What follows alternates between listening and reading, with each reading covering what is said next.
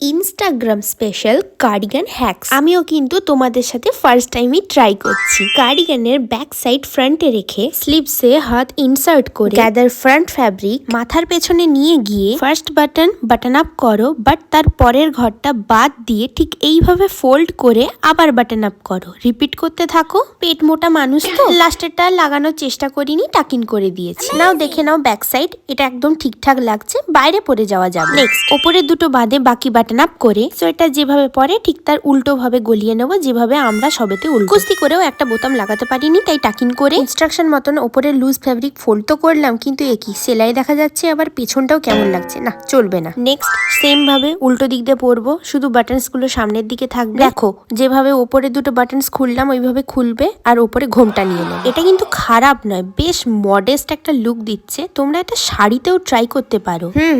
চলবে চলবে, আমি শাড়ির সাথে ট্রাই করে দেখবো। And the last one, simply কার্ডিগানের নিচের দিকে দুটো কি তিনটে বাটনস পেছনের দিকে বাটন আপ করো, দেখো এরকম একটা লুক পাবে। বলো এবার কোনটা বেশি ভালো।